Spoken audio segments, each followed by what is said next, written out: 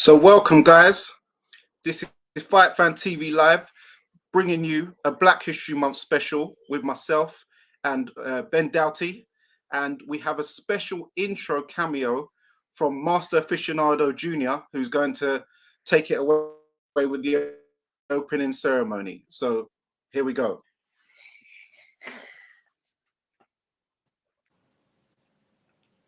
Go on. Welcome back, guys. You know who it is. It's the neutral corner, Danny Glover. No, the speech. Okay.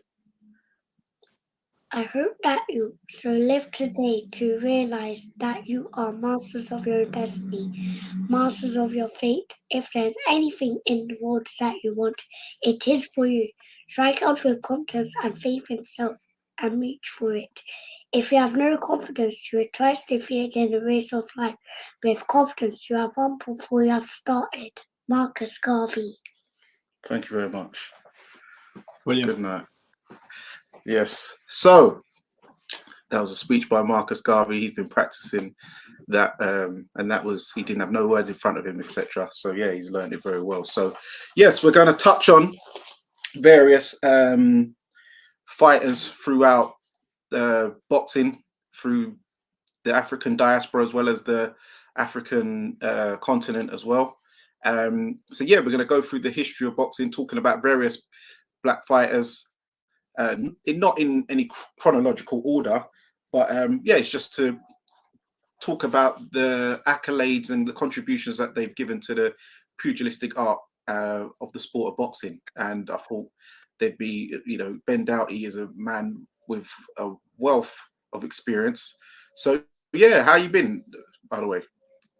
Yeah, I'm good, Danny. Staying busy, I'm always happy to talk boxing, and especially happy to talk black boxing. To be honest with you, always have been. Always been accused of having a slight bias towards black fighters over the years, and I will own that. That's my cup of tea. Okay, yeah, I've heard that rumor. So yeah. Well, so yeah, let's take it away. So first of all, I wanted to talk about the first black fighter of note. Was that Tom Monolox's trainer? Yeah, Bill Richmond, his name was. Yeah. So tell us about him. And well, Bill Richmond is an interesting story because he was there was a nobleman called, I think he was the Earl of Northumberland. He was called Lord Percy, if memory serves, and he was in New York, in the Staten Island area of New York, during the Civil War for independence. Yeah, and he was staying with a guy, I think his name was Reverend Charlton, over there in the would have been the 1700s, the late 1700s. Okay. And he took a shine. This is going to sound a little bit suspect to our modern filter, but he took a shine to the black houseboy at this residence of Reverend Charlton's, and he said, "Can I bring him back to England with me?" Now, straight away today, you think nonce alert, right? But yeah, the story is that he brought him over to England with him, to the UK. He encouraged him to learn a trade to become a cabinet maker. And he also found his way into the art of, fist fighting, prize fighting. And he became the first, not just the first black prize fighter of note, but the first. People will tell you that he was the first kind of international black superstar to a degree. He did fight Tom Cribb, who in 1805 at Hailsham, Sussex. I'm trying to think what round he lost. He lost after many, many rounds. You know how those fights went in those days. They would be over. The round would end when somebody was knocked down or took a knee. And he was vanquished in about like an hour and 10 minutes by Tom Cribb. And he never, whether that was for the title, the British title as it was, or the English prize fighting championship as it was at the time, isn't clear. But he lost to the main man in Cribb. And if they say he never quite got over the defeat, and he became obsessed with finding a black protege in his own image to beat Cribb if he couldn't do, Yeah, what they were saying is that Bill Richmond, the main reason why he lost, he wasn't big enough. He was, too small, and he was just outpowered and outsized, really. So that's what his failed attempt. But they said he did have skills. Shout out to Base the Kid in the house, by the way. Much appreciated. Let me try and see if I can find his comment. But yeah, and then that's when he, decided to retire.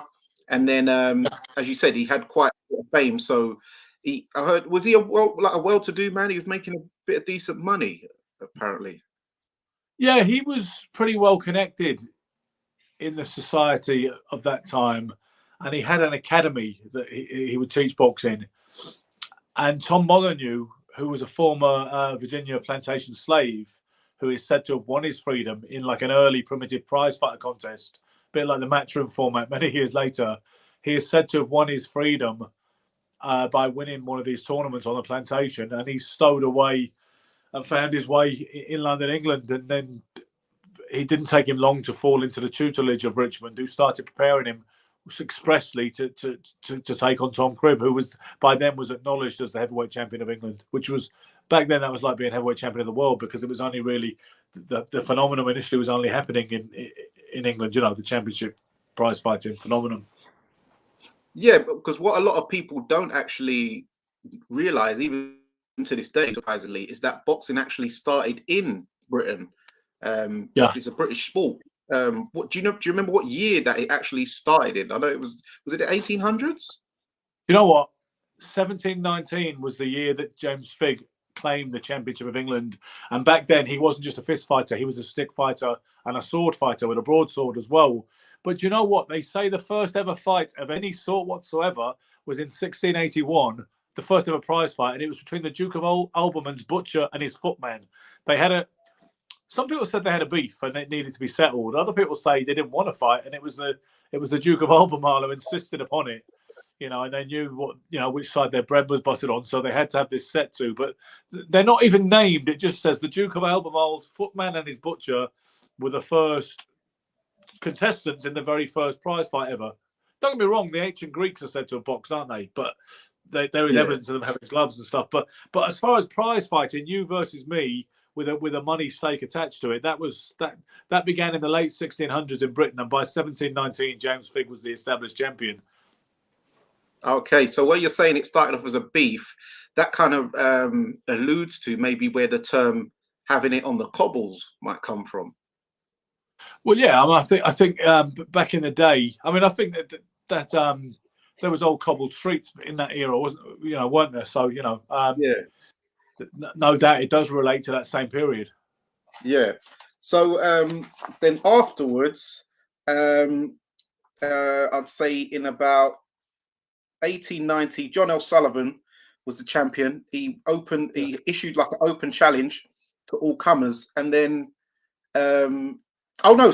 before we move to him, so yeah, about Tom Monolox's fight with Tom Cribb. So it was so he had a very good fight, and apparently he was supposed to be winning before some skullduggery took place. So yeah, if you could tell us about people more about that fight.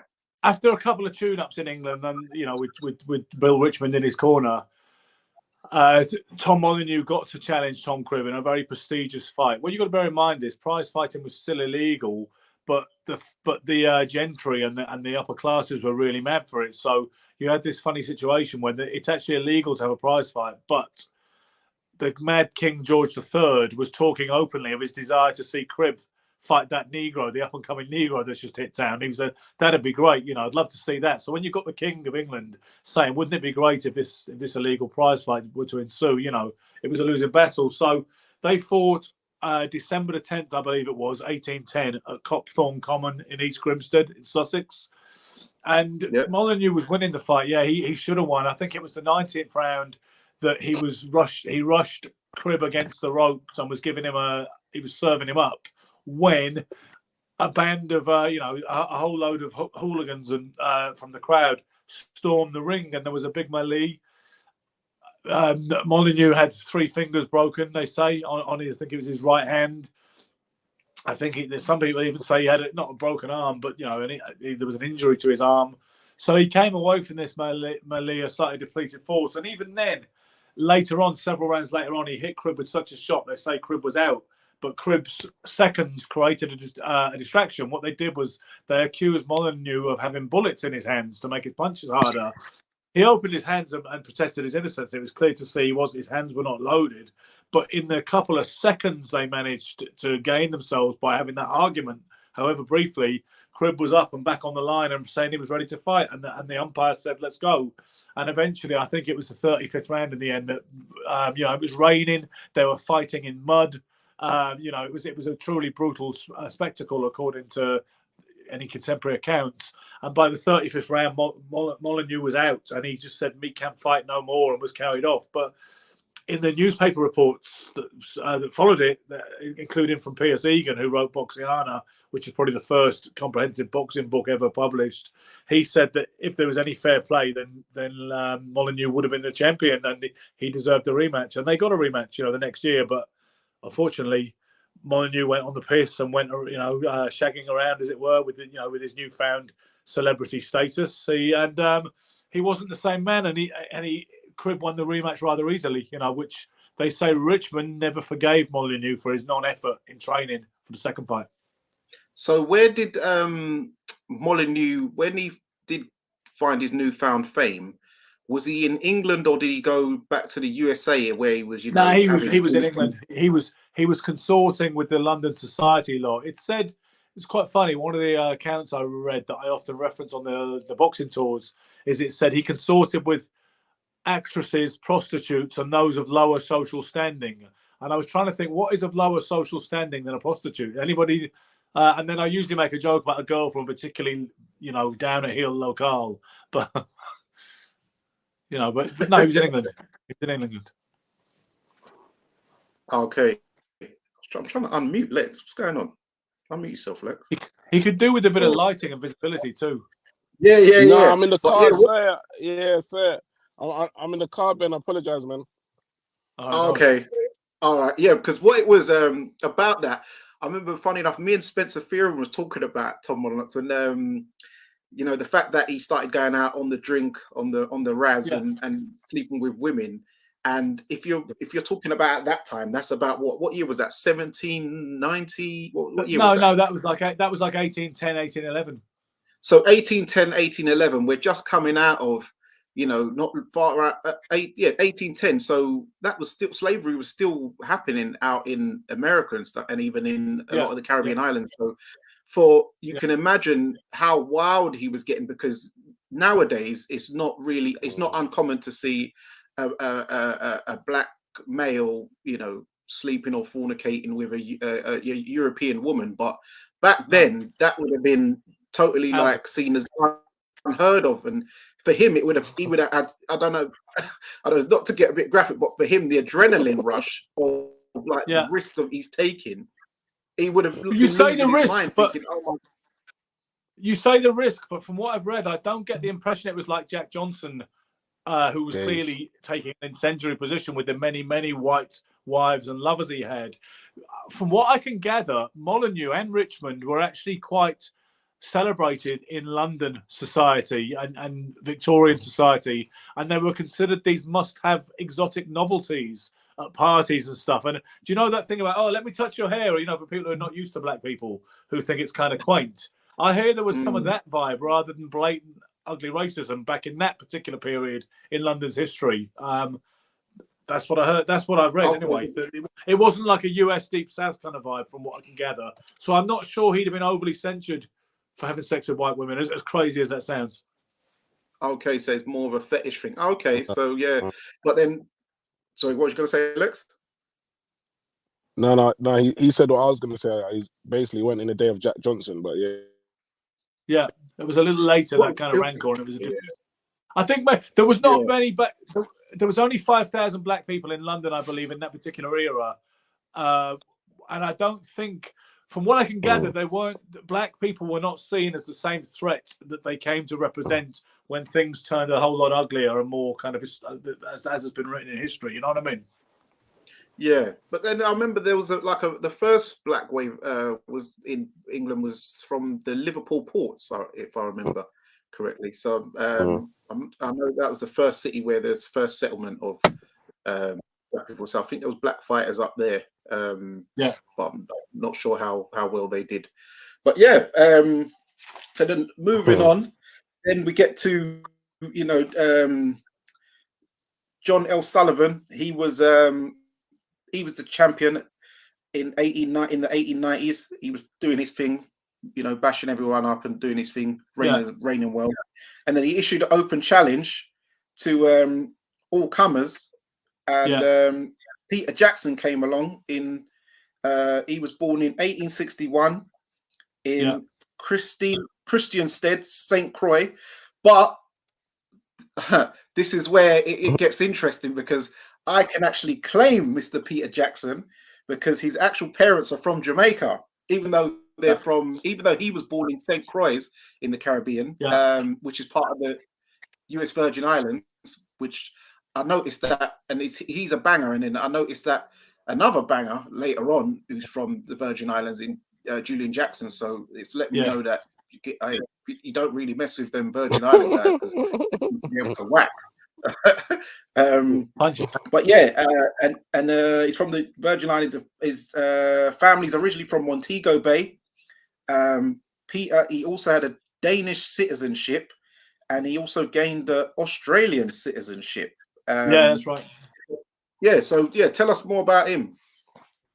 The thing that I mostly know Peter Jackson for, other than the fact that Sullivan avoided him, because the thing with Sullivan had two kind of epitaphs. One was, "My name is John O'Sullivan, and I can lick any son of a bitch in the house," and the other one was the qualifier, "I will not fight a Negro. I never have, and I never will," which tends to sort of slightly take the majesty out of the first line to a degree, But Peter Jackson, because he was avoided and he couldn't get a shot against Sullivan, he went with James J. Corbett, who was obviously emerging as a challenger to John O'Sullivan, and they went 61 rounds in a really tough fight. They fought a draw over 61 rounds, which was that some people see that was the making of James J. Corbett, who shortly after that went on to defeat John O'Sullivan, in New Orleans in 1892. Corbett was lauded as one of the first scientific boxers, and his victory over Sullivan was seen as a victory of brains over brawn. But the hardest fight by far he had on the way up was with Peter Jackson, who, as you said, was a kind of multi-national veteran who had connections like so Europe and with Australia. It's a real shame we don't. You almost want to see these fights, don't you? You want to see the footage almost when you hear about these legendary 61 battles, 61 round battles, and all the rest of it. But Peter Jackson he's definitely an important marker when you're talking about. Boxing News did it recently, didn't they? They had a list of what they supposedly compiled was the 25 most influential black boxers in history. I would say Peter Jackson would be one of them. Yes, so he had a record of 105 fights, 57 wins, 5 losses, 15 draws, 28 no contests, 29 KOs. He won the Australian heavyweight title in 1886, knocking out Tom Lees in the 30th round. At one stage, he was a pupil of the Black Diamond, Jack Dowdridge, a Bayesian immigrant who was a pioneer in Queensland, Australia. He went to America in 1888. John O'Sullivan refused to fight Peter Jackson, as you said. He said about, he won't fight Negroes. So he fought James Corbett in 1891, which was a draw. And then Corbett got a shot. Jackson, he never got a shot, unfortunately. But he was an Australian heavyweight champion. But he was a man who had dual citizenship in various areas. So he was a well-traveled man, fought in many various areas and stuff like that. So shout out to Peter. Then we had in 1892 George Dixon. He fought Jack Skelly and beat him in a brutal 8 rounds. The press was angry that a black fighter beat up a white fighter. So tell us more about Mr. George Dixon. Dixon, I mean, must have been a phenomenal fighter, and he is the first black world boxing champion of any description whatsoever. Jack Johnson tends to get most of the ink and most of the legend and legacy because he was a heavyweight and because he was such an iconic character, Johnson. But Dixon beat him to it as far as becoming, being a world champion of African descent. He was a double world champion too. He was the first, I believe, he was the first man to win world titles at 2 weights as well. So his kind of accolades and his influence are enormous, really. And if you look at the footage, there's little bits of footage of his fights with like Frank Earn and the like. He doesn't look too scientific, to be honest with you. He looks, some of these black and white fighters, including Jack Johnson, by the way, look a little kind of Chaplin-esque in their movement. I know some people blame it on the limited cinematography technology at the time, but he looks like an absolute whirlwind of a fighter. Who could have knocked out a horse. Even though he was a bantamweight and a featherweight, but he was. I think he was the first Canadian world champion ever. I think he was the first. I know he was the first black world champion ever. I believe he was the first dual weight world champion. I mean, these are phenomenal accolades, aren't they? And like I say, he looks like he was all action, like Aaron Pryor on crystal meth. From what little footage I've seen. Yeah, so I've got my notes here. So anyone who sees me looking down is because I've wrote some notes. He won the Commonwealth title from Jem Smith via DQ in the second round in Soho, London. Jem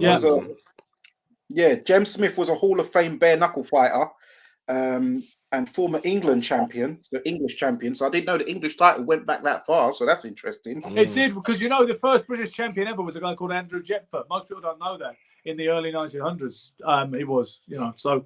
No, this was the English. The English title, because there was like the English and then the British master. But English wasn't. Remember before, it used to be like Southern area or Central area or Midlands area, depending what region you're from. Then you'd go onto the British and Commonwealth, British and Commonwealth, because Commonwealth used to be rated above British title only up to like 20 years ago. Now it's seen as the thing before the British for some reason. It's an interesting one. It does appear to be a lesser prestigious belt. For some reason, even though it covers more regions. So, but it doesn't make sense. But. Yeah. What's his name? Jem was a Hall of Fame bare knuckle fighter and former England champion. Dixon, he also won the coloured. Was the coloured heavyweight champion. He beat George Godfrey via TKO in the 19th round on August 24th, 1888 in San Francisco, California. He fought in countries like Australia, the UK, USA, Canada, Ireland, and he was nicknamed the Black Prince. He won the bantamweight title in 1892, became the first black athlete to win a world championship in any sport, by the way. Yeah, so there you go. So there's another accolade for him. He's got so many firsts. Yeah. And what any sport. Sorry? What was that coloured? What did you say about that coloured championships? Or was that another word to say? What there was in a white-dominated sport back in that era, they would sometimes have a coloured championship. So guys like Sam Lang would fight for the coloured heavyweight championship, coloured welterweight championship. Jack Johnson was the coloured heavyweight champion a long time with many defences before he won the honest to goodness world heavyweight championship in 1908. So the coloured championship was exactly that. It was a marginalised world title for the best black fighters in the world, and sometimes, as you can imagine, that guy was better than the actual so-called bona fide world champion. Oh. Hey, well, yes. Also, come on, yo, everywhere. Yo. Can you not hear me? She come in the other Yeah. Right, well, Kid is really brief. Pick up everything that you're doing on your channel, Dynamite. Then, massive big up to my guy Ben Dougherty. He's my guy. I'd like to discuss it. I've just landed. I landed a few hours ago. I'm just having something to eat with my friend. So, but just keep up what you're doing, man. It's really a shame that to talk about black history because we do that hard on the sport, but I've got someone more than qualified in Ben Dougherty, right, who needs to change his name from white sugar to brown sugar, right? Because Ben can hold it up really well. I like to speak about boxing history, like say hello, Frank Hopkins. Hello, mate. How's it going, mate? Right, great man in the sport. And I know, mate. There's a champ there. Big John Fury. Big John. Yeah, and Big John Fury. So like, boom, I'm gonna go back and continue eating my stuff, and I'm going to my room. When I go to my room, because you're gonna be here in a little while, then I'll hook back up and I'll do bits with you. Yeah. Peace, you Okay, guys. man. Keep up what you're doing, man. Oh, cool. And Spencer, tell John Fury and them guys to lock in as well. Yeah. Tell John Fury to what? To tune Look in. in. Lock in. Tune in. Yeah. So yes. Little street lingo, well, old school street lingo. But yeah. So yeah, he won the Man should be locked up, not locked in. Yeah. Oh my god. He was also, as you said, the first Canadian-born boxing champion, nicknamed Little Chocolate. He fought in Barking. He fought in Barking Road, places like Barking Road in Canning Town. Isn't that mind-blowing? Yeah. Beresford Street Beresford Street in Woolwich. Like, I know exactly where that is. There's a fish and chip shop right there. Whitechapel Road, Mile End. Yeah, because at Whitechapel Road they had a venue called Wonderland on the Whitechapel Road. That was the place where a lot of the boxing took place in the late 1800s and early 1900s, but till it was burned down in suspicious circumstances. That's unfortunate. But yeah, he fought in countries like Denmark, USA, Wales. He had 163 fights, and he hung out with like the party boy crowd. George Dixon, he was a party boy, and he died in hospital at age 37 due to drinking. That's a lot to cram into a life. Yeah. So was he like a heavy? I'm guessing alcoholic then, kind of. Sounds like it. Yeah, but remember back then, if you're talking about, remember the alcohol wasn't really what do you call it? It's not really going through testing, so it's more moonshiny. So you could be down in something, thinking one day you could be drinking something that's 35%, another day you could be drinking something that's 80% volume. There's no regulate. It wasn't regulated because before the prohibition, because even there's like Jack Daniels, the pre-prohibition version. Because I'm a bit of a drinker. There's those ones that you can find, and they're like very moonshine. It's like even with Ray and Nephew, they've only now regulated it recently. But I remember before, if you used to go to Jamaica before, you used to be able to get like the mad version, which was like near enough to 100, like the ones my granddad used to bring back. And that would take you out. Yeah, and all they do, they give you a little shot to like little kids. And then you have it, and then it knocks the kid out. When the kid's crying, or just when there's a big people party, and then all the kids end up sleeping in like the bedroom on all the jackets. You remember those days? But that's what they used to do. That was kind of like your alcohol back in the day.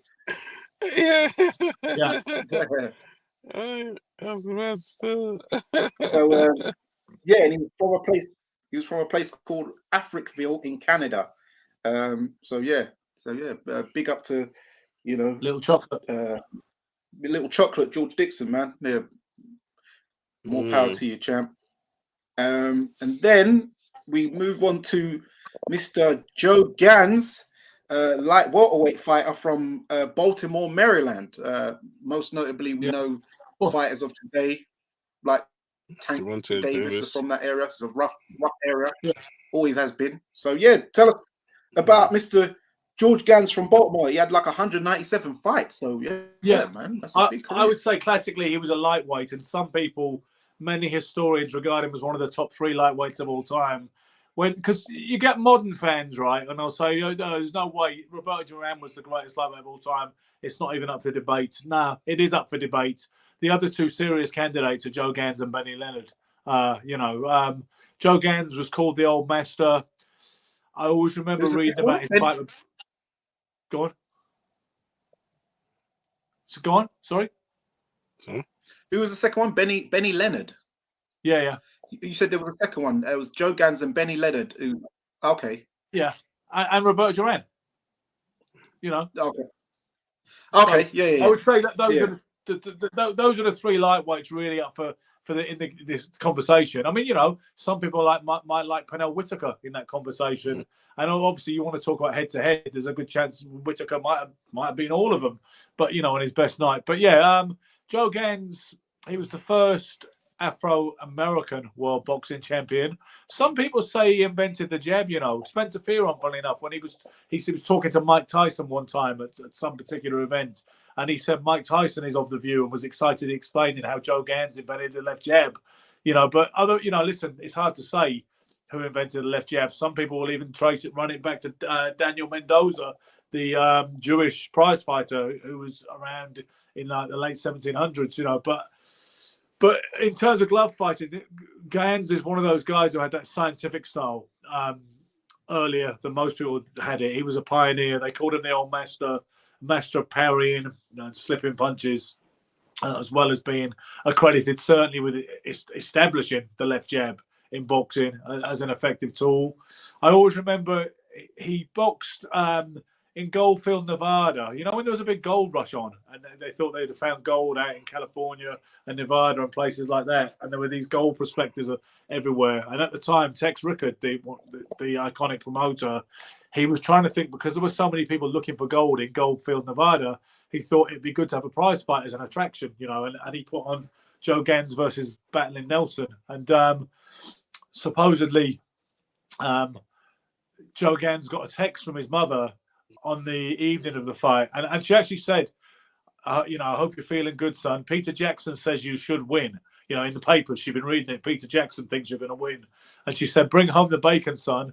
And what he did when he after he won the fight, because Nelson got disqualified, I believe, in the 42nd round, he sent a telex back saying, Ma, your boy is bringing home the bacon with lots of gravy on it. But, you know, Gans, he was a masterful fighter. And if you look at his films, he kind of, it still looks a little bit primitive compared to what you consider, what the likes of Tank Davis will consider boxing today. But you can see the science in there. You can see some of these guys were pioneers for sure. And Gans is another big signpost in terms of the Black American boxing history.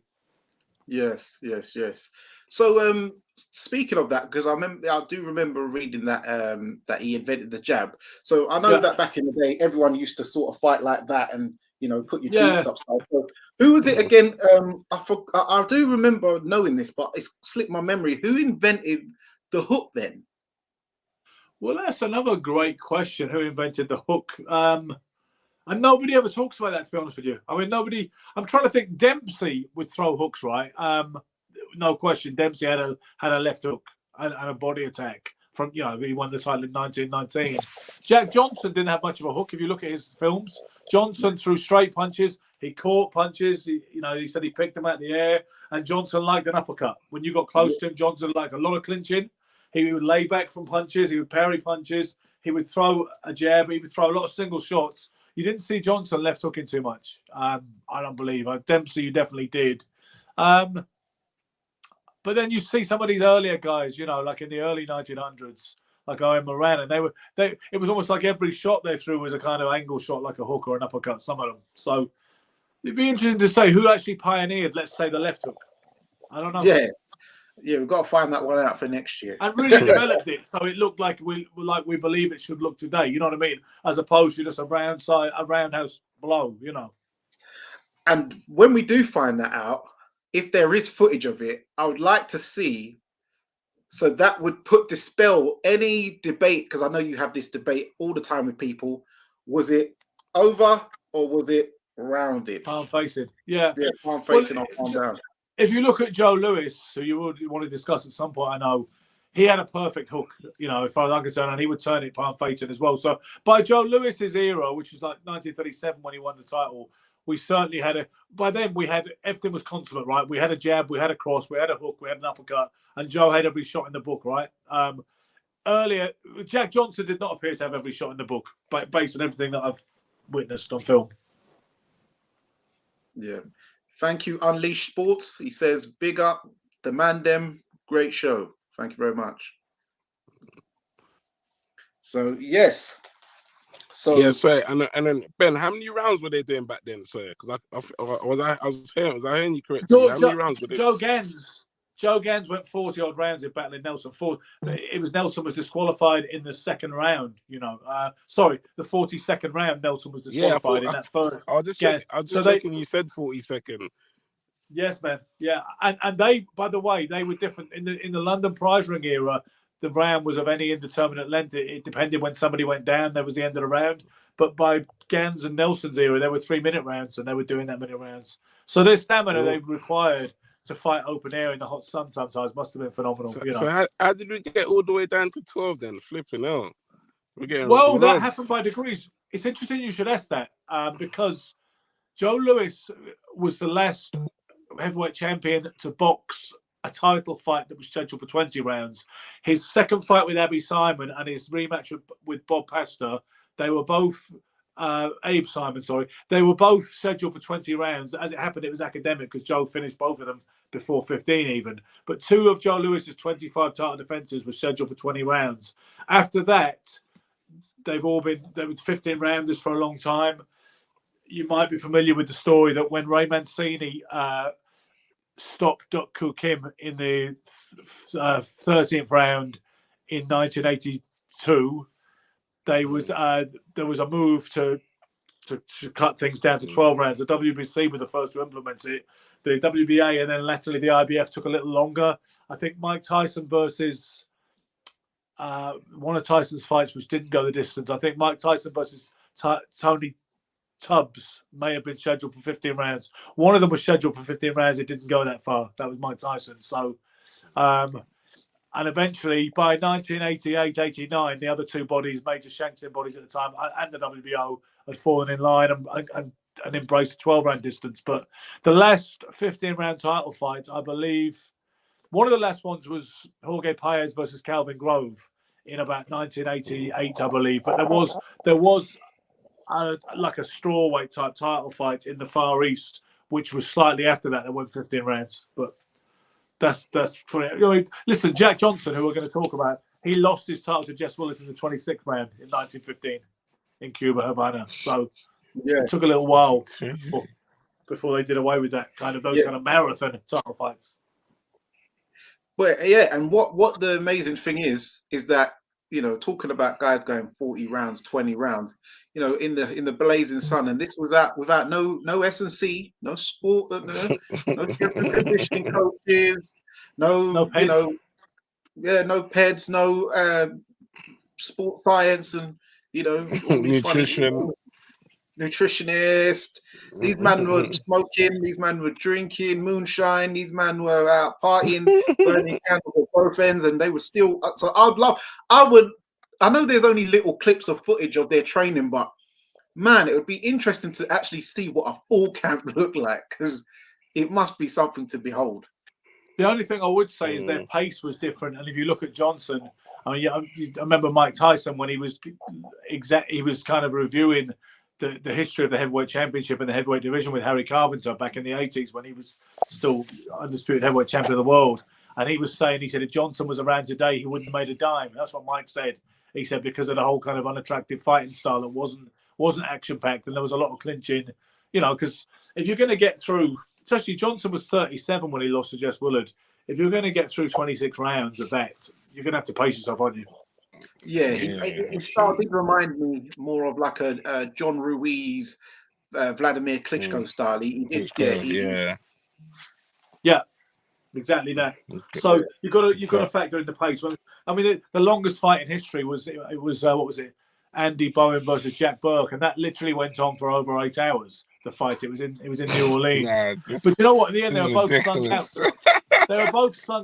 They were both slung out because it was, and some of the crowd had fallen asleep. Some of them had left. It wasn't an epic. It just took a very long fucking time.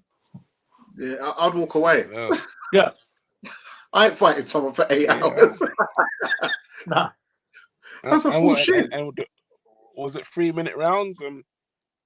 it wasn't with Jack Burke. So Jack Burke and Andy Bowen, it was, yeah. And they, like I say, they went. It was 100 odd rounds. They went. I wish I could remember the exact number, but they went. It went over 100 rounds, and it took a crazy amount of time. Like I say, I think the fight took 7 hours and so many minutes. Yeah, if someone check it out afterwards, Google it. Yeah, Jack Burke versus Andy Bowen, the longest fight in glove boxing history. Yeah, if someone could put in the comment section how many exact rounds in the comment section, that would be much appreciated. Yeah, Google that. Bowen versus Jack Burke. Yeah. So moving on to, as you said, the next guy is Mr. Jack Johnson. So at the time, James Jeffries he kept the color line. Yeah. And he did not want to fight Jack Johnson. Tommy Burns won the vacant title, and Jack Johnson. There's so many. Tommy things. Burns didn't win the vacant. By the way, Tommy Burns did not win the vacant title. Actually, it was Marvin Hart who won the vacant title against Jack Root with a 12th round KO, and James J. Jeffries was the referee of that fight. That was in 1905, late 1905. Burns beat Marvin Hart over 20 rounds on points in 1906. So that's how Burns became champion. He beat the guy who won the vacant title, who was Marvin Hart. Oh, okay. Yeah, sorry, misinformation for me there.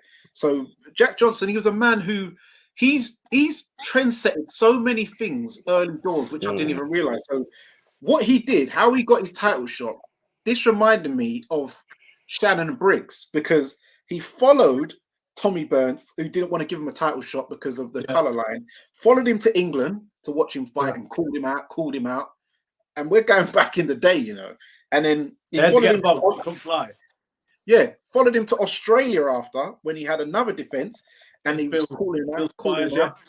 Yep. And then Tommy Burns, he finally gave him and said, "Well, F this. Well, let's have it." So then that's how Jack Johnson was he's the first black fighter to get official heavyweight champion of the world. Yeah, I mean, like you say, he kept the pressure on Burns by stalking him. He obviously had a backer, Johnson, who was paying for his fare to do this globe-trotting kind of stalking act. And then he finally managed to pin Burns down. It was December the 26th, 1908 at Rushcutters Bay, Sydney. And the police stopped the fight actually in the 14th round. You know, and you know, technically speaking, when the police stopped the fight, the referee, U.D. McIntosh, gave a decision. So Johnson technically won the fight, even though the fight was stopped because Burns was in no position to continue. It officially counts as a points decision, and a points decision was rendered. A lot of people don't realise that, but yes. So in the fight as well, what's his name? Jack Johnson was doing a lot of taunting, saying to Tommy Burns, "Hit me in the stomach," because there was a perceived myth that black fighters couldn't take body shots for some reason. Supposedly there was. They said you N words are all the same. You don't like it in the belly. That was a common taunt back then. Yeah, and I don't know where that came from, but yeah, the idea that that black people or fighters were supposedly vulnerable in the slats. It's true. Yeah. So and then as you said, he was beating him up, and then the police jumped in, and they also told the cameramen turn off the camera footage before Johnson knocked him out. That way, there's no footage, because if it goes out to the movie theaters, world, the movie theaters, that they're going to call black people, just going to cause a riot. The promoter was filming that fight without the fighter's permission anyway. The promoter was filming it. They couldn't reach an agreement, Burns and Johnson, over the distribution of film rights or anything. So they said, "Don't film it then, forget it," because it wasn't as important back then, as it is massively now. You wouldn't do it without a broadcasting deal, would you? But how wonderfully naive was the world when you can have an event of that magnitude, and the promoter thinks, "I'll just set up a secret camera; they'll never know. I'll just film it anyway." I mean, that's quite mind blowing and comical, isn't it? That he was filming it against their will, and the pictures we have of it today are filmed in spite of the fighter's volition. So that basically is the first. I would say that's the first boxing illegal streaming service. Yeah, I guess it was. Yeah, I guess it was. So before Fire Sticks, you see, every time people think they've done something, it's nothing but a rerun. It's already been done. Nothing new under the sun. Yeah, and regarding with Jack Johnson, I noticed like when I see footage of him, his style and everything it's even, you see modern day like black guys dressed like him, fur coats. He had the gold teeth grills, which you see Devin Haney sporting now. He was so bling, Johnson. Yeah, he was early bling, and the fastest cars that they made back then, he wanted them. Yeah, you see guys like Anthony Yard with the gold grill, Lawrence Coley, Devin Haney, full gold grills. So Jack Johnson was doing this back in the day before the Cash Money Hot Boys. So Jack Johnson was a real pioneer of style and profile. So yeah, man. Yeah, and he used to wear very loud suits, didn't he? Well, he liked the fur. Yeah, and obviously the fact that he was always with white women. he seemed to forsake black women entirely, certainly in the spotlight. That was obviously a major statement he was making in a, the white dominated America at the time. But one point I would like to make is Johnson wasn't necessarily this black liberation figure and this icon to his own people in that era. Certain leading black intellectuals of the day, men after your own heart, who were kind of spokesmen for the black community in that era, Danny, they didn't like Johnson, and they thought he was a massive own goal, and they thought he represented them in a light that they really wanted to distance themselves from, because they thought he was reinforcing that pimp stereotype, So Johnson was quite a divisive figure in his day. I'm sure he must have inspired many black people to say "fuck you" to the man, but he alienated a lot of black people. What they thought was more decent, hard-working, working-class, blue-collar black people who were looking to advance themselves through hard work, and they wanted to play the long game. They didn't favour the approach that Johnson obviously, because the point's been made by a lot of historians. Johnson was out for himself. He didn't give a damn about black emancipation. He didn't give a damn about opportunities for black fighters. He didn't help them. He hampered them. Joe Lewis's people wanted Johnson nowhere near a young Joe Louis when he tried to approach them and get in on the action. They said he ruined it for all of us, and he's like the plague, So it's interesting for people to understand that about Johnson. He wasn't just some black figure of emancipation, and he wasn't carrying his people's hopes like Ali did. He was a little bit more about Jack Johnson, from what I can gather. Yes, and how I learned about that, because I used to Jack Johnson, which obviously I still do. But one thing I was surprised about is that a man who it took so long and knew the history of what it took for black fighters to be able to get world title shots, when it came to time for him to give his fellow black brothers world title shots, he wasn't doing it. Like when Sam Langford was due a title shot, he didn't want to fight him. What Jack Johnson did, he only defended against white fighters. He said that expressly. That's all he was going to do, Danny. You know what he said? Some people tell you, Danny, it's because there was no money. White Americans were obsessed with the idea that a white challenger should be found, a great white hope to beat Johnson. So there was no money for two black fighters. That's not true. From what I can gather, once again, from people who know more about it than I do, have studied the contemporary source material, they say there was actually quite a lot of money in clamour for a Langford Johnson fight. The money was there. And he said, I ain't going to fight that little smoke again, because people think that he was a little green when Johnson first beat him in, I believe it was 1906 when Johnson beat him the first time. And Johnson did beat him quite handily, according to, once again, reports. But Langford had grown since then. He'd gotten better. He'd matured a little. And Johnson didn't fancy it. He said, I will fight white guys, and I'll fight guys I think I can beat. That was what he wanted to do. He didn't really further the cause of black fighters or even necessarily black people, aside from the fact that he happened to be black himself. You know what I mean? It was I don't think he saw any burden of responsibility. Certainly not. Yeah, because he fought Sam Langford, and I know that was a points victory. It was. He had a hard night's work, and when it come time to give your fellow brothers a leg up and give him a shot, if you thought you was that the man, you was the man, but surely he was due a shot. And back then, I don't think the sanctioning bodies was forcing mandatories, like today. So he was able to kind of pick and choose to fight white fighters, and then he could just put it down to, oh well, look, I'm beating up white guys for you. But it wasn't about that. It was more like he the same way I feel the white fighters back then didn't really want to fight black fighters because they thought the black fighters were like stronger and could beat them. I think he felt he wanted easier nights work. So he felt, let me just fight white fighters, because if I fight some of these other black guys, there's other black guys better than me. The other thing was, I think he wanted to be the only black world heavyweight champion. He didn't want another black man to come and win that accolade. It made it less special that he had achieved that. You probably know he did fight a black guy. He did defend his title against Jim Johnson in Paris, and they had it was a 20-round draw, I believe. I believe it went 20 rounds. And apparently he wasn't really training as hard as he should have been at this point. And he said to Jim Johnson, "Listen, you know the score." He said, "Let's just move around. Let's just be nice. It's, don't be a hero." He said, "Don't get my rag out in there. Don't get my rag out, and you'll be cool." and they went the distance. Okay, so yeah, I've been in a few sparring sessions like that where you tell a man, "Like, listen, I'm going to move you around. Don't get carried away. Yeah, don't get carried away now. I'm going to move don't you get around." mad. So I mean, Johnson, let's say, it was very important to him politically being heavyweight champion. He was exiled at that point, by the way. At the point when he fought Jim Johnson, he was exiled from the United States because they were looking for him based on something called the Mann Act, right? Yeah. And so he was a fugitive from justice, as it was called. And the one tool he had, and the thing that he could monetize, was the fact he was the heavyweight champion of the world, and he was on a tour, a European tour, and he was fighting where he could and picking up a few dollars. And like I say, he wasn't. He said that's what people see. Ali, whatever people think of him, there's a black figure who carried the hopes of millions on his shoulders. Johnson doesn't fit into that category, despite him being kind of he's probably an inspirational figure to anybody who just wants to buck the system and buck the trends. The idea of just this fierce independence and don't let anybody tell you what to do.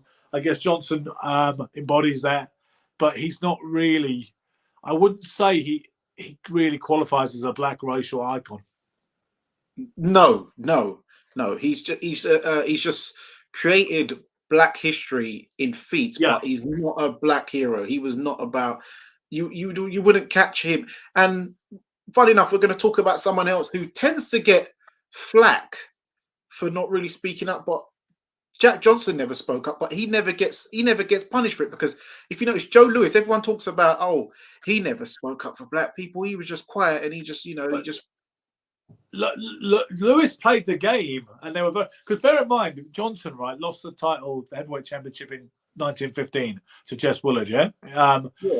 And then they didn't have another black world heavyweight champion until Lewis won the title against Jimmy Braddock in Chicago in 1937. Okay, so it was literally 22 years that elapsed before another black man got a shot at that championship.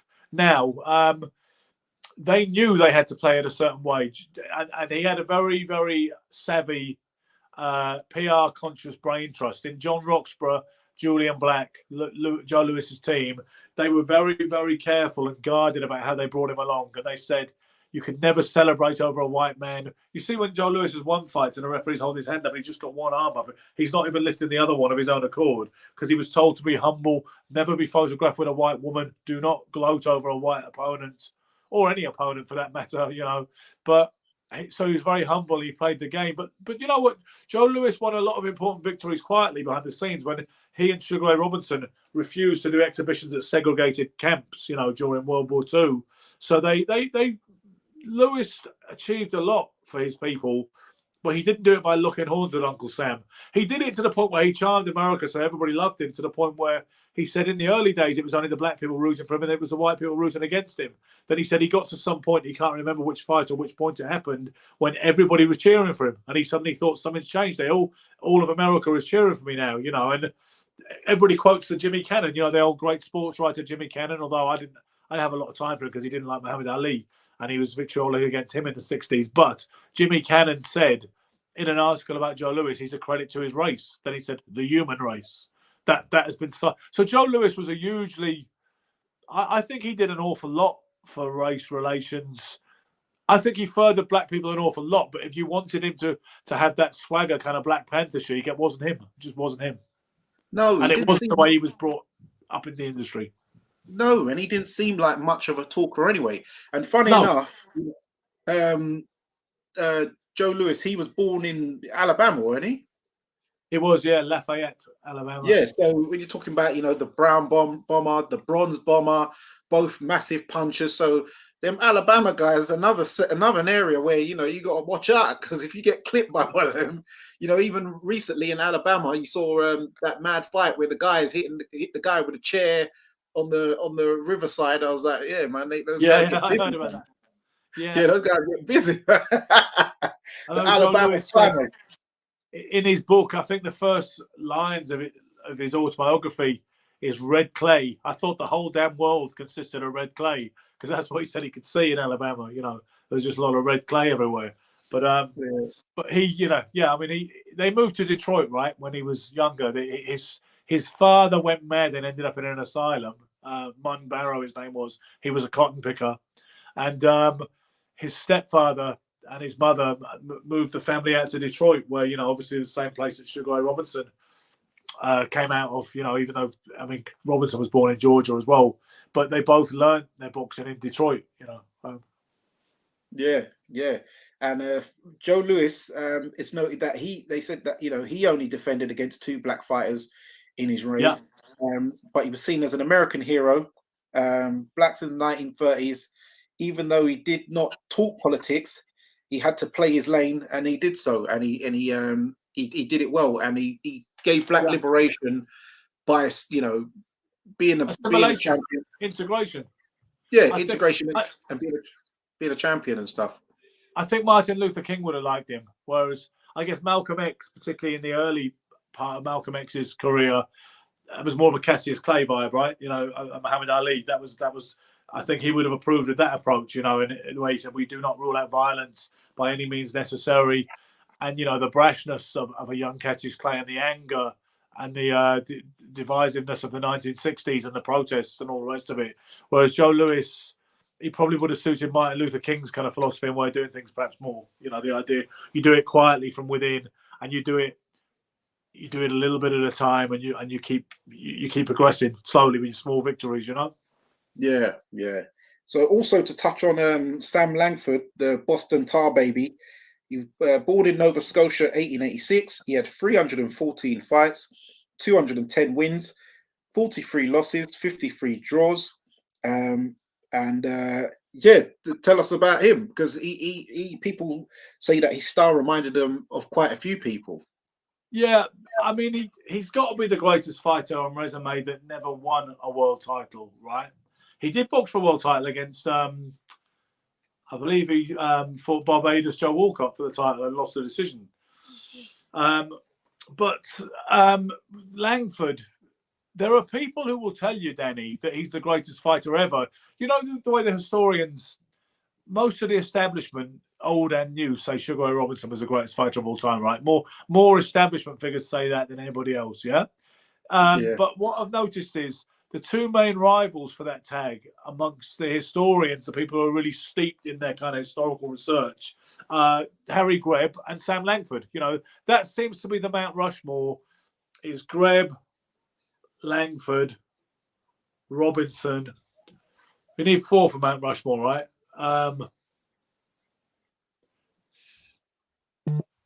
I'm trying to think of who the other person would be, because I do remember putting in those terms about Rushmore before. But Langford, honestly, there are people.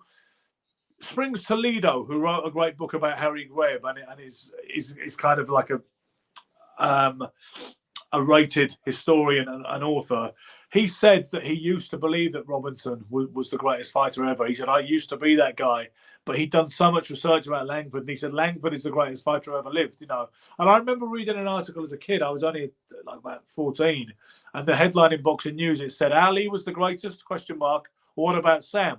And I remember thinking, what the hell are they talking about here? What a provocative clickbait kind of headline, you know. But he had just a serious resume. Yeah, I mean, I don't know if you've looked at his footage.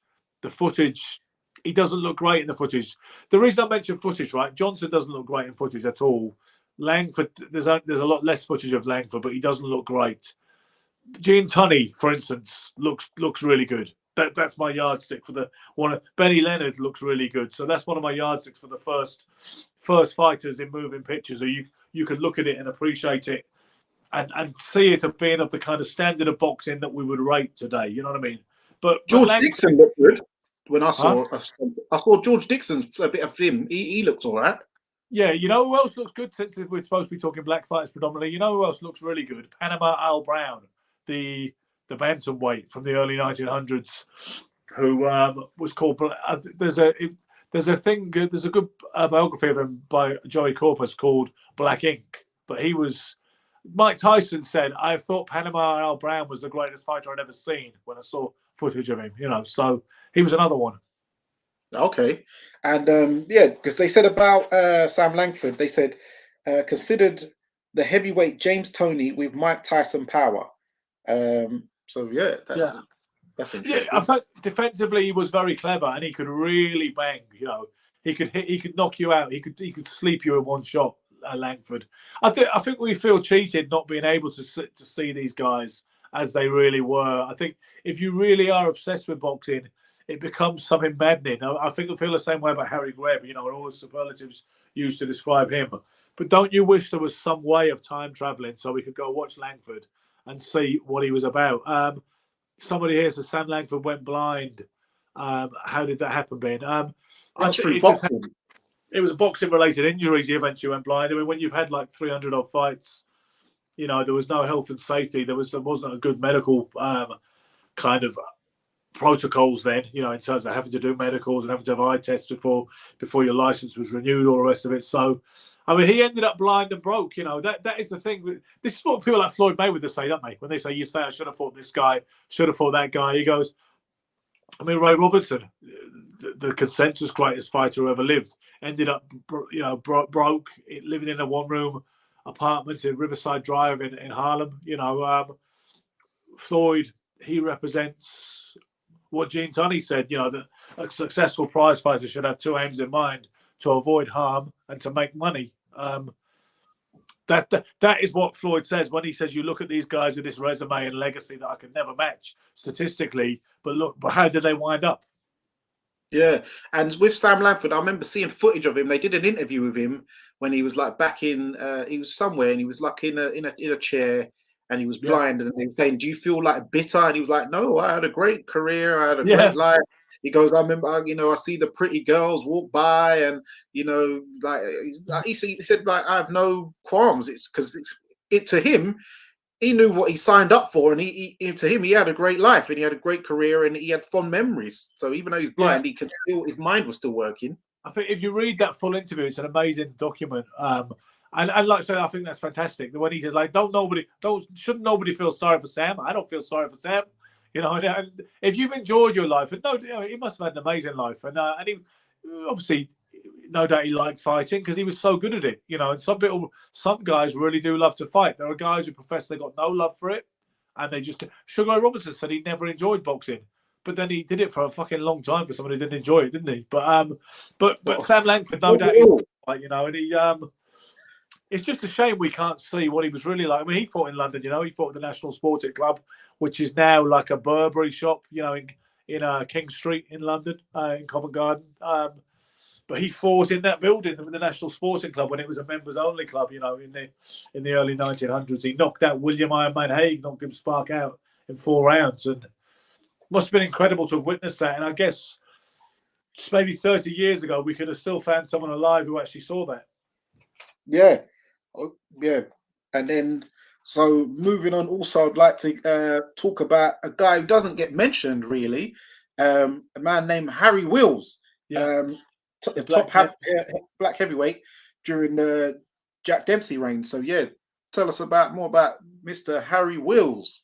Yeah, Harry Wills, by all accounts, was a really good fighter, a legitimate threat to the World Heavyweight Championship and leading contenders. He had some good wins in that era over the likes of Louis Angel Firpo and such, who had the classic with Dempsey. He came very, very close to fighting Dempsey for the title. They went as far as printing the tickets. And in the end, the tickets were printed because I've seen them. Well, the first boxing book I ever read, Pictorial History of Boxing, had pictures of them. But Tex Rickard, in the end, they reneged on whatever the obligation was to do that promotion. Tex Rickard said it would sell out, but it would start a riot. He was saying because of an interracial contest, which had not happened incidentally since Johnson versus Jess Willard in 1915 in Havana, Cuba. But Harry Wills was maybe he'd have beaten Dempsey at that point when they were, because he was scheduled to fight Dempsey not too long before Gene Tunney defeated Dempsey in 1926 at the Sequential Stadium in Philadelphia. But that's what the talk was, that he would have beat him. Yeah, but then shortly after that, he got thrashed in by Jack Sharkey, who was a good fighter himself, the Boston Gob. And that kind of, I guess that justified those who said that he wasn't a worthy challenger or that he wouldn't have beaten Dempsey or Dempsey didn't have to fight him. The fact that Sharkey gave him such a thrashing shortly after that was something which kind of took some of the gloss off this idea that he was uncrowned champion. Do you know what I mean? Yeah. So And funny, Jack Dempsey, even though he wasn't black, he was called Kid Blackie for some reason, as well as Yeah. Exactly. but he's like my favorite, like olden day fighter. Like that guy, he got busy. From when you're talking about the like proper black and white day footage fighters, he's my favorite. Like he done bits.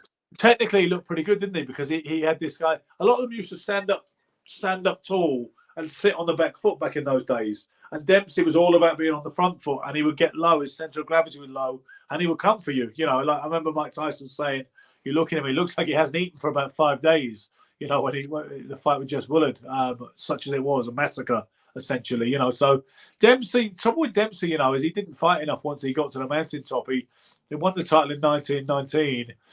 He defended against Bill Brennan and Billy Misk, and then, you know, the fight of the century against Georges Carpentier, you know, the first $1 Million Gate in 1921.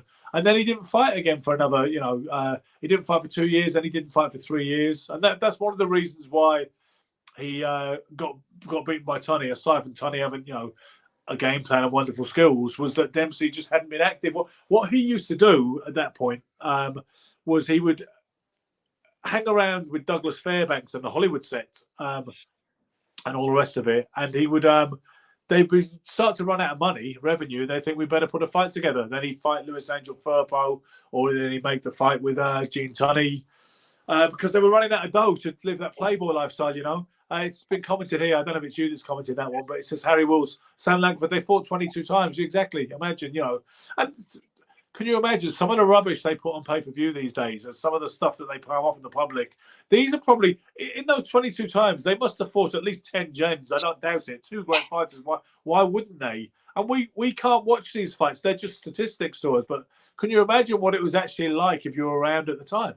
I mean, maybe I guess if it was Facebook, we'd be saying, not these two again, wouldn't we? We'd be like, saying, how many more times are they going to fight? I guess that's what we'd be saying. Yeah, someone like me, I'd be like, oh, they're reloading the dryer. But yeah, but to think about it, for them to actually pull a crowd in 22 times, as you said, 10 of them must have been like classics, fight of the year contenders type style fights, because for the promoter to want to put this on again and again, and he knows it's gonna do some decent tickets, then these fights must be decent. It must be a good fight. You're not going to put on John Ruiz versus Nikolai Valuev 22 times. You're not going to put them on 3 times. No, and obviously fighters are much more active then.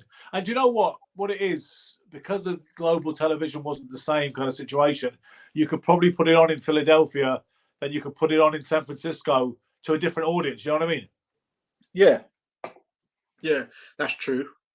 But the news would have traveled around from a different state, like, oh, did you hear about that fight? So when they hear that fight's coming to their town, they're like, oh yeah, I want to see that. They want to see it live, because you'd only hear it about over the transcript. So when they're saying that you've got a chance to now see it in your local area, you're going to want to clamor for the tickets. And that's Lex in the background. He's doing that. So shout out to Lex. He's on the admin. So what's it? Yeah, Harry Wills. He fought the top black fighter. Yeah, Jack Dempsey's reign as champion. The New York State Athletic Commission did not allow the contracted fight with Wills to go ahead. So Dempsey fought Gene Tunney because the New York State Athletic Commission, they didn't want it to go ahead because it was due to, I think it was something to do with do with race or something like that. I think they said it would incite crowd trouble and maybe a riot. I think that was they also mentioned race or something as well. I remember reading before, but that's funny because Jack Dempsey, he wasn't black, but he was a like Native American, wasn't he? Like Cherokee. He had Cherokee Indian in him. He had a bunch of blood, you know, nationalities, ethnicities flowing through his veins. Jack Dempsey. Yeah, I've always thought it was quaint the way his first nickname was Kid Blackie when he was that young hungry kind of hoodlum coming up. And then obviously the more iconic nickname was the Manasseh Mauler, but Kid Blackie has always, it's always done it for me, that one. Yeah, and he, as you said, when he become champion, he started having the slick hair, and he was a good looking guy. So and I'm sure, with the heat where he'd have a nice tan. So yeah, he was probably living the high life, and in the bars, and probably making good little business deals because he always dressed quite well in his suits and stuff. Yeah. So It was Dempsey was the fabulous 20s, the jazz age, and then that was a bit of a resurgence of America after coming out of the First World War, because Dempsey, by the way, was unpopular at first, because they said he was a slacker. They said he avoided conscription in the First World War, which was why a lot of Americans even wanted Carpentier to beat him, because the Frenchman was seen as a war hero, So it was interesting. Dempsey didn't get that love until after he beat Carpentier, and then he became this revered figure that he was, Yeah, as Lex said, because his StreamYard kept cutting out because he's in his car in it. So yeah, stick to the admin, mate. You're doing a good job. So yeah, 14 Tunney, he prepared. Oh yeah, and with Harry Wills, yeah, that was a good thing I read about him. He prepared for life after boxing, and he became a property tycoon and a well-off businessman. So he done well in life. After boxing. That's quite a plus point for a black man of that era as well. For that, Yeah. Enough fighters in this, even in the modern era, end up broke, and and they don't look after their finances. It's pretty inspirational that somebody from Will's era was able to do that and cut himself that kind of stability post boxing. Yeah, because I saw a little, they put little footages up and you see him in his suit and he looks like he's rubbing shoulders with, decent businessmen and stuff. So he looked like a business guy. And what sort of decade was that again? Harry Wills? Yeah. Well, he was supposed to fight Dempsey, I believe it was 1925. So, that was his era, the 20s and the 30s. He overlapped into the 30s as well, Harry Wills. And then by the time he retired, post-retirement, that other phase of his life would have been the 30s and the 40s and so on. Yeah, the 1930s, 1940s for those who wanted to know. So yeah, that's a great feat for a black man in that era. So then, yes, I wanted to talk about the first Nigerian world champion. His name is Hogan Bassi. So Lex will like this. Hogan Bassi. He is from Cross. You can tell us if you know where this is exactly. He's from Cross River Creek Town, Calabar, Nigeria. He was born on the 27th of April, 1932. He died in Apapa, Nigeria, 1998 at age 65. So do you tell us about Hogan Bassi? Because I remember D Styles, he did an old fight review of Hogan Bassi versus one Mexican guy, because his granddad, D Styles Boxing, you can check out his channel. His granddad knew the Mexican guy, and he put all his money on him, and he lost the money because Hogan Bassi iced him.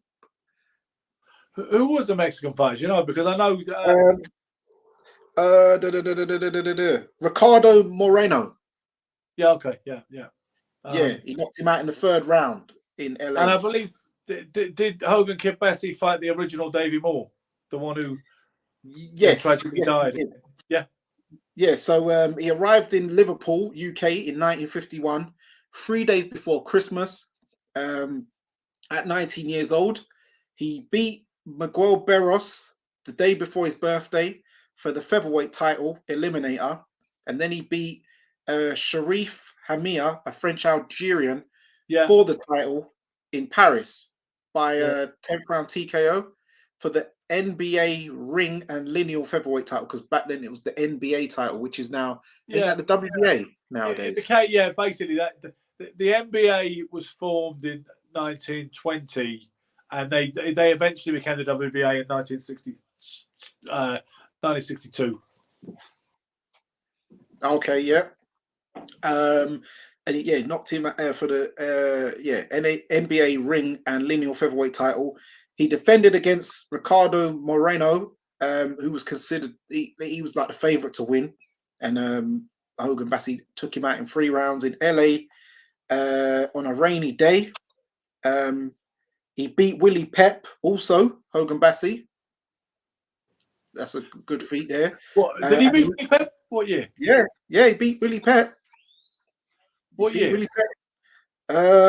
I don't have the year. Someone could put it in the comment section, but I've got it down. He beat Willie Pep, but he lost to Dave Moore. David Moore, exactly. The original David Moore, The original who lost his life when he lost by stoppage to Altamino Sugar Ramos. He died tragically, the original David Moore. Yeah. Wait, let me get, if someone can get it up in the comment section before me, that would be great. Otherwise, wait, hold on. Oh, good. Let me get the year. I'm trying to figure out when, because nobody beat Pep for like an incredible run of fights, like about 65 fights. Then he got a draw. Then he didn't lose again for some incredible run, like about 90 fights, and then he lost to Sandy Sadler. So I guess he must have beat Pep in that kind of period after that. Yeah, hold on. Where is it?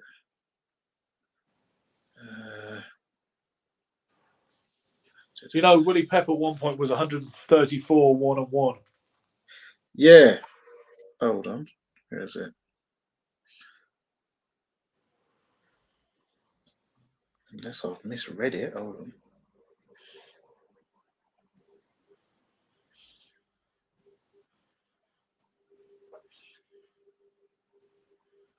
Okay, beat Dick Turpin. I beat him twice. No, I don't have Willie Pep here. Okay, he must have not fought him then. I didn't think he beat Willie Pep. I already didn't. Okay. There's a couple of fighters who beat Willie Pep at any point, and he didn't split him either. Misquoted by myself. Sorry about that, guys. No. Hold on. So, how many losses did Willie Pep? Oh, only 11 out of bloody hell. Yeah, it's a crazy record. 241 fights. Yeah, exactly that. You know, Pep's no, record. He did. 1958. Okay. He got knocked out in the 9th round. Yeah, there you go. You got it. Yep. It's on Willie Pep's. In this was in Boston Garden, Boston. 100 and this must have been a 130 pound limit because Pep weighed 129 and Bassi 128. He said Pep went down in the 9th round. The scorecards at the time was 79-77 to Pep, 77-75 to Bassi, and 77-75 to Pep. So Pep was up on 2 of the scorecards. Yeah. On that event, let's see what the undercard was. This was it, Saturday, 20th of September, 1958. On the undercard was Joe DiNucci versus Johnny Cunningham, Billy Ryan versus Willie Wilson, Eddie Connors versus Denny Goslow, Al King versus Ola Michael, Dick Divola versus Jackie Lyons, and Johnny Gagliardi versus Jimmy Swaringa. So so Kid Bassi did beat Willie Pep, mate. So but in 1958, did you know that Willie Pep and Joe Frazier boxed on the same bill one time? No. Yeah, that was a bill. Pep must have been well old then, though. He was, yeah. He was really in his dotage, and Frazier was up and coming, but they overlapped on a bill. Imagine that. Yeah, that's crazy. Wait, because let me see the age of these two when they fought. In let me see. So so Willie Pep was 36, and Hogan Kid Bassi was 26. Yeah. And 36 was as old as the hills in that era when you had that many fights. Yeah, Willie Pep at that time, he was 220 and 8-1, and Hogan Kid Bassi was 65, 11 and 4. Yeah. The veterans there. Look at that. That's crazy. Yeah. So man, 1958. So that's it. So shout out Kid Bassi, man, beat the great Willie Pep. And remember that's an interesting thing because nowadays we see a lot of West African fighters, Nigerian fighters, but back in the 50s, 60s, 70s, 80s, even 90s, you wouldn't really see African fighters really, because I spoke to a few, and the main thing is the parents would say they wouldn't want them fighting. They'd have to be a doctor, lawyer, engineer, you know, things of that nature. That boxing was like beneath them, and you know, you can't be Sports doing in general. yeah, football, boxing, comedian, you know, all that type of stuff was just prohibited in a lot of Nigerian families and West African families. So yeah. So also I want to talk about, because I don't know much about his life. That's why it'd be great if I could get him on alive. Hopefully someone like yourself or Spencer could get him to come on alive. He's the first Jamaican born world champion. Yes, we have what's his name back in the day? What's his name? Who I was claiming? Peter Jackson, but he wasn't born in Jamaica. But first Jamaican born world champion and the greatest Jamaican fighter of all time, in my opinion, and I'm sure you'd agree, is Mr. Body Snatcher, the original Body Snatcher, Mike McCallum. So do you know much about his life, like with like growing up and stuff like that, and his amateur career?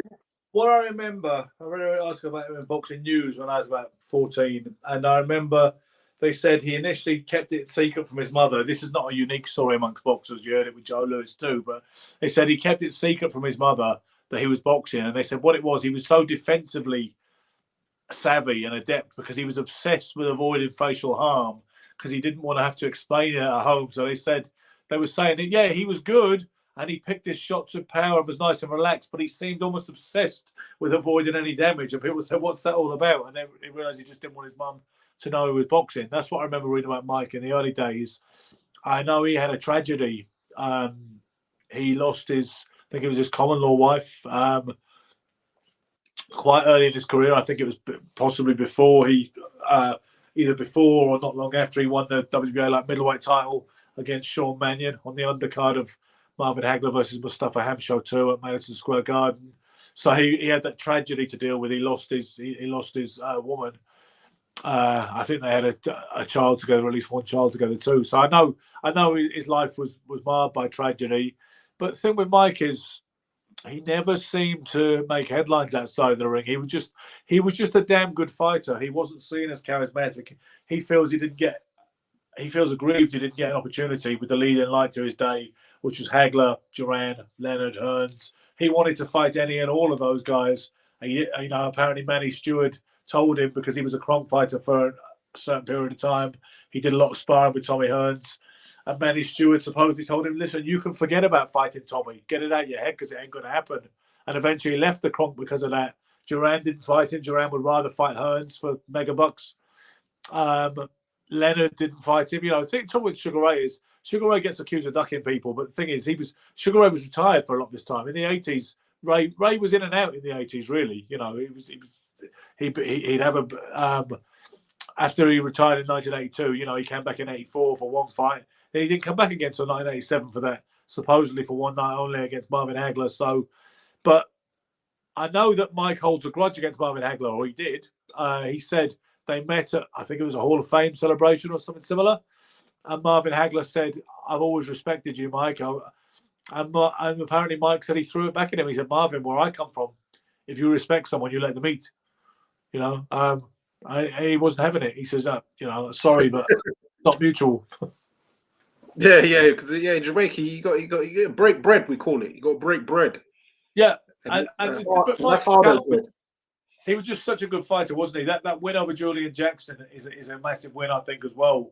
The way he destroyed Jackson in 2 rounds, and I don't have to tell you about Jackson and what a monstrous puncher he was. But you know, Mike, I think Mike was as good as any, potentially as good as any fighter, maybe from his era. But he wasn't box office on the level that the leading lights of that era were, and he was this guy, you know, this 3-weight world champion who was consummate fighter. You know, like they say, he was a masterful body puncher, masterful combination puncher, defensive wizard.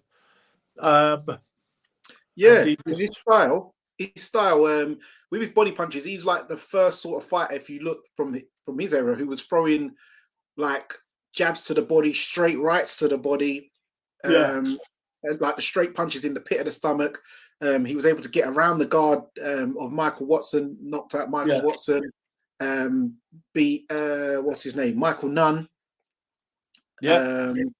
So yeah, he was, and even when he was an old man, like he had James Toney had a stake out of him, and Mike McCallum, he's famous of saying, look how he struggled with me, and I was an old man. If I was a young man, I'd have done him. Well, do you know, Iceman John Scully says that if he had to show one fight, and he only allowed to show one fight to people from another planet, or anybody who was completely ignorant of boxing, and you had one shot at telling them what boxing is in all its depth, beauty, and nuances, he said it would be McCallum Toney, the first fight that he would show him. He said, and James Toney has been quoted in the past saying, "That's why I learned to fight. That's why I really learned to box against McCallum." Because it's just so scientific, both of them. Yeah. So also, then we want to take it to Britain, as we are in the UK and from the UK. Tell us about Randolph Turpin, who was the first Black British fighter to win a world title. Well, that legacy is untouchable. From they call him the 64-day hero because he was only world champion for 64 days. But when he beat Robinson, July 7th, 1951, at Earl's Court, Robinson at the time was 128 1-2, so he'd had 131 fights and only lost one of them, and he'd been boxing a murderer's row, in a Hall of Famers who's who. Robinson at that point. Could you tell us who was part of the murderer's row? The murderer's row was they were. There's a book by Springs Toledo about that particular clan of fighters. That was Charlie Burley, who Archie Moore said was the greatest fighter he ever fought. And he fought Marciano and Ali as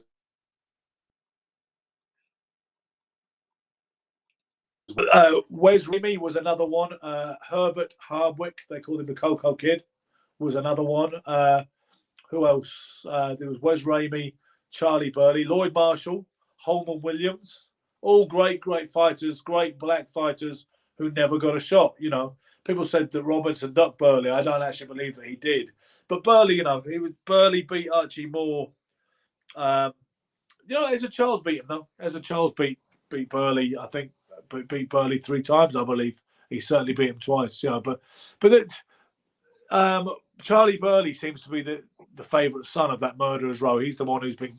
If Ray Robinson is the consensus choice for the greatest fighter of all time, Charlie Burley's probably the indie choice. That kid who's got to have the record that nobody else knows about. The most obscure record in the shop back in the day. That's Charlie Burley. And they'll tell you that Eddie Futch and Archie Moore said he was the greatest fighter ever. There's only a little bit of footage you can watch of him against Oakland Billy Smith, but he does look really good. He does his distance timing look exceptional. But that was the Black Murderer's row. But let's say Burley, Holman Williams, Lloyd Marshall, and Herbert Hardwick, those kind of guys. Yeah. So so with Randolph Turpin. So listen, when he beat Robinson in 1951. Robinson was having his 5th fight that month. I'm not taking the gloss off the victory because those were different days and fighters are more active. Turpin, and he actually beat Bruce Woodcock, the heavyweight fighter, which is a pretty amazing result for a guy who's a middleweight. But no, Robinson was on a European tour. He boxed a few guys, in Germany and France. When he got to the Savoy Hotel in London, where he was going to base himself for the last week or 2 of training before fighting Turpin, the Savoy Hotel asked him to leave because they said they found the media circus that came with him unbecoming, and they said, "I'm sorry, Mr. Robinson, but this is really not us." Perhaps there was some element of racism involved as well, but they asked him to go. So in the end, this is crazy, but his manager George Gainsford said he got the money back from the Savoy, I guess, the expense money. And he said, "Don't worry, Robinson, I got this. I'll find us somewhere." And I get the impression he wanted to keep a lot of the change. And he found them this place in I think it's in Winchester. It doesn't make sense. It does not make sense. He found them a place called the Star and Garter in fucking Winchester. And it was this crazy place. Robinson had one, like a crap mattress, a bare light bulb, and every night downstairs they were having a lock-in, like this noisy shindig and like knees up. and he couldn't sleep because the people downstairs were on it, having a lock-in. And for a week, he said he couldn't sleep in that place properly. He didn't get one good night's sleep the whole time he was there at the Star and Garter in Winchester. So by the time he saw Turpin at the weigh-in on the day of the fight in London, he said he was struck with Turpin's physique and how powerful he looked. And he said to himself, man, if he can box even a little bit, I'm in trouble. And so it proved, Turpin could box even a little bit. And he historically beat Robinson over 15 rounds that night. Some people will say, if Hunnigan versus Curry was the greatest British win abroad for a lot of people, then the greatest British win on British soil was Turpin and Robinson, But then, he... I don't think he could handle the pressure and the media attention that he got from that Turpin. He wasn't at ease with it.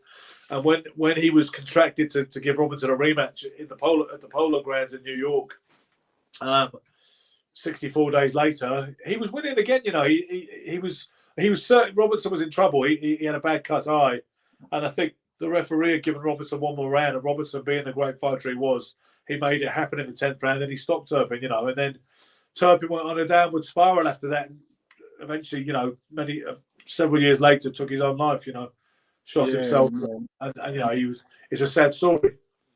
Yeah, and his daughter was involved in the shooting as well, and she got some kind of gunshot wound as well. Yeah, so that was unfortunate. But he was from Leamington Spa. Yeah, and I think his dad was from Guyana, from what I remember. It was either Guyana. I think it was Guyana he was from. Small town Leamington Spa, so newfound fame. That'd be a lot for him to take on. But his brother also created history, Dick Turpin.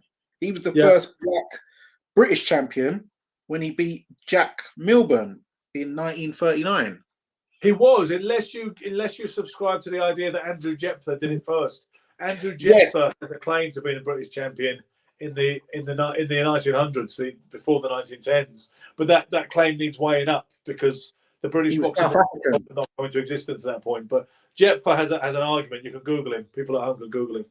I've got that information as well. But the thing about it is because they were saying he was South African, so it's like, was it? But technically, he was. He won it. Jeptha. He won it. The welterweight title in March 25th, 1907, when he knocked out Curly Watson in the 4th round. Exactly. So that's a good caveat to the. I uphold anybody who says it's Dick Turpin. I say fair enough. But if you really want to be smart at boxing parties, and you bust out Andrew Jeptha, and then you have the debate, Yeah, at a pub quiz, you're going to get a good bonus point on that one. Yeah. So also, got any more? We've got Ezra Charles. He's Caribbean roots from Barbados. We've got Joe Walcott, the first black world welterweight champion, when he beat James Ferns via 5th round. Yeah, 5th round TKO. And Rube Ferns got DQ'd versus Kid Dixie for no real reason. The match got disregarded. The match got disregarded, that DQ, when they found out that the ref had put money on Dixie to win versus Joe Walcott. And Walcott was a stablemate of George Dixon. Yeah, exactly. Yeah, that was the original Joe Walcott, not Jersey Joe Walcott. This was the Barbados Joe Walcott. That's who Jersey Joe Walcott named himself after. That was his hero, his fighting hero. And that because he was from Camden, New Jersey, he called himself Jersey Joe Walcott as opposed to the Barbados Joe Walcott. Yeah, so that was the original Joe Walcott for those who didn't know. And he was the first black welterweight champion and he was from Barbados. So most notable other Bayesian fighters who you might know of today, there's the likes of Nigel Benn, which would then cross over into Conor Benn. You have Tyler Denny. Some good fighters from Barbados. Another person from Britain who he doesn't get much for what he's achieved as a free world champion. So you know who I'm talking about in Duke Yeah. McKenzie. He doesn't really get a lot of shine or anyone talk about, you know, the what he's achieved and the guys he beat on his during his career. So yeah, if you'd like to tell the fight fans more about him, because I think Duke was an amazing. I mean, Duke was a really good fighter. But when people talk about ultimate greatness, I think we've got to separate world titles, even in his era, never mind this day and age, from absolute. You know, there are greater fighters than Duke who never won one world title. Let's be clear on that. There are, whether people care to admit it or not. But Duke, you know, he's definitely a damn solid fighter with a great body of work. I mean, his first world title win against Rolando Bohol. I always remember that emotional interview with Harry Carpenter afterwards, where he broke down in tears and said, "I thought he was going to knock me out," and there was Harry Carpenter saying, "He wasn't going to knock you out, old son." I mean, that was a really touching moment. But he has a great win against Gabby Canizales, right? Because Duke won flyweight, super flyweight, and bantamweight, right? I believe he beat Jesse Benavidez, right? He beat Rolando Bohol. Jesse Benavidez, who was a good Kronk fighter, one of the rare Kronk fighters who was of the kind of Hispanic descent, and Gabby Canizales, right? Those are three solid world class wins. He didn't necessarily have the longevity, let's say, as a world champion, but he won. So it's funny because at least one of those wins was at the Elephant and Castle Leisure Centre. You talk about not getting the platform you deserve, not getting the plaudits you deserve and the audience you deserve. I think you can see that evidence right there from the fact that it was that a world title fight of any description should take place at the Elephant and Castle Leisure Centre, you know. But no, Duke was a damn good fighter, and a lot of people, Peter Buckley, who fought 300 times, and he fought Prince Nassim Hamed, and he fought Acelino Freitas, and he fought a whole who's who, you know, of what boxing, not even just domestically, but globally, between featherweight and welterweight, you know. And he said that McKenzie was the best he ever fought. And he said he was the best puncher he ever fought too. I know a guy, John Benny, who used to be on Facebook and used to chew the fat with us quite a few years ago. He said he sparred with Duke and he was a very hurtful puncher, underrated puncher, you know. It's good to see Duke got a blue plaque over the house that the McKenzies grew up in recently, at some point last summer. That was nice to see. But, you know, see, Duke, again, he's not bombastic and he's not massively charismatic, is he? And he was a smaller guy in the lighter weights, so he didn't become a crossover star. You know, certainly Frank Bruno's not fit to lace his boots, but you know how that goes. Yeah, and then also kind of like how the Smith brothers, you know, they're very well known as, you know, all good fighters when you're talking about Stephen Smith, Paul Smith, Callum Smith, Liam Smith. The McKenzie brothers, they was doing their thing, you know, back in the day. If we talk, all three brothers were good fighters, and then even their son, who turned from football, Leon McKenzie, he had won. I think he won the Southern area. Yeah, I saw Leon the other night at York Hall Saturday night. I hadn't seen him for a while actually, but yeah, I mean he did good things. And obviously was a good footballer as well. I mean he was a crossover from football. But yeah, the McKenzies were, you know, there was.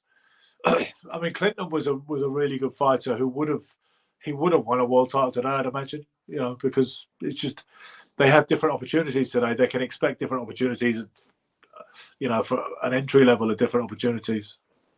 Yeah. So just going to do a quick rundown of give some honourable mentions. We're going to give Livingston, Bramble, St Kitts and Nevis. So shout out to our good friend Nick Manners. A lot of people, they didn't realise that he was actually from St Kitts and Nevis. They thought he was from somewhere else, another island. I thought he was from St Croix. Oh yeah, that was it. I remember you thought you were from there. They always said he was back in Ring Magazine, but yeah, I think that's where he started to reside as an adult. Yeah. Henry Armstrong, Julian Jackson from the Virgin Islands. I think he was from. Was he St Croix or St Vincent? St Vincent. Julian Jackson. Yeah. I think he's from St Croix. Yeah. Sugar Ray Robinson, Randolph Turpin, Guy and his father, Trevor Berbick, a Jamaican, Lennox Lewis, Mike Tyson, Muhammad Ali, Larry Holmes, Emil Griffin as well. Griffith, So, yeah. Yeah, so was it ever proven about Emil Griffin being the Griffith, not Griffin. God, let's be. Oh, Griffith. sorry, Emil Griffith being Yeah. the first homosexual fighter? Was it ever proven? Well, 'Cause I know don't, there was a lot of I rumours. don't think you could lay claim to being the first homosexual fighter, but he was gay, but he was gay in an era when that really wasn't a look. It wasn't an acceptable image. You know, it wasn't an acceptable identity. So it became a secret identity, and he lived in two worlds. I imagine he had a double life. I met Emil in his later years at Gleason's gym. He gloved me up one time before a sparring session, which was obviously quite.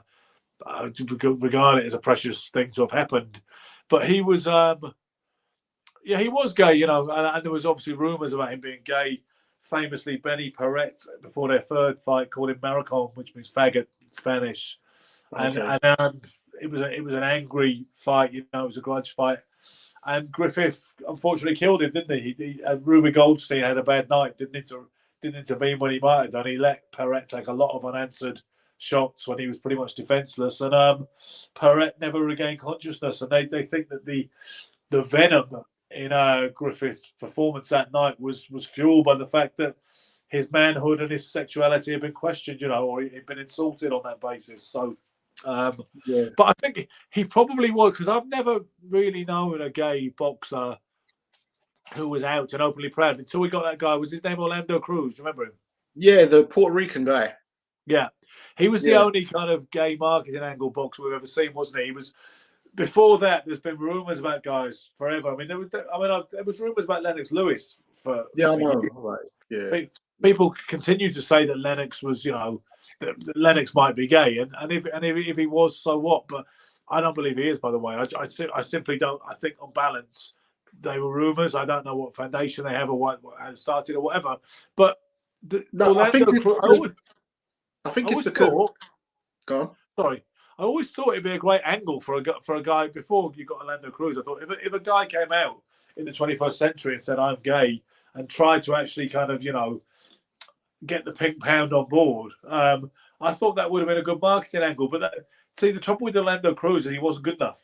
If you got a potential superstar who had the skills, who was openly proudly gay, I think that would be a big thing, a big, you know, cultural phenomenon. But we haven't had it yet, have we? No, but as I've always thought that as well. There'd be an overnight celebrity millionaire. The endorsements, the gates would be instant sellouts. You have a whole new demographic of fans turning up to the fights. So bring a whole new set of eyes to the sport of boxing. Because female fighters being lesbians really isn't the one, because it's too common, unfortunately. Yeah, and also, I won't say unfortunately. I don't mean I have. There's no issue with that. What I mean is, it's neither here nor there, is it? It's something which plenty of female fighters are heterosexual, but plenty of them are also lesbians. Yes. So that it doesn't surprise anybody. No, exactly. It's neither here nor there as a marketing angle. It really isn't. Yeah, no, it's not. Yeah, you can't really market that one.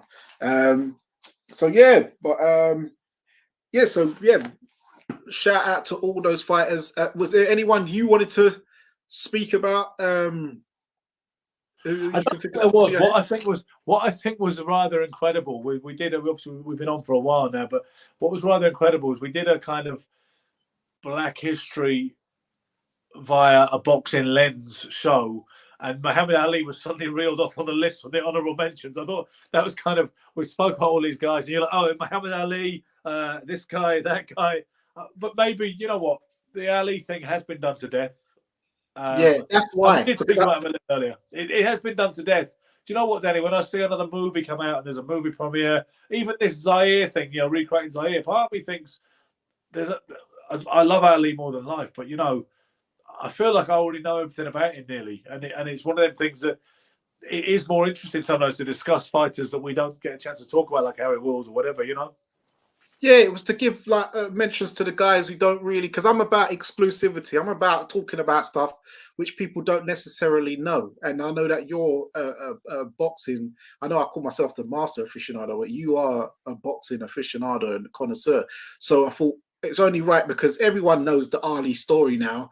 It's just like if I wanted to talk about black activists or freedom fighters, you know, to go over the Martin Luther King and Malcolm X, you know, everyone's seen their million documentaries on these guys. There's never been a film about Marcus Garvey. Hence, I had my son do a speech on Marcus Garvey, but there's never been a film about Marcus Garvey, never been a film about Nanny of the Maroons, never been a film about Sam Sharp. So, you know, it's good to give mentions to historical fighters who've actually who are in boxing history and created boxing history, but they never get no shine. They never get a mention. People don't even know who they are. And what I don't want is for their legacies to just fade off into smithereens and nobody ever mentions them when they've done some great big feats in the sport of boxing. Yes, that's what I'm saying. Honorable message to Muhammad Ali. We all know the great things he's done. He's iconic. He is the Hulk Hogan, the Michael Jordan of boxing, Michael Jackson of boxing.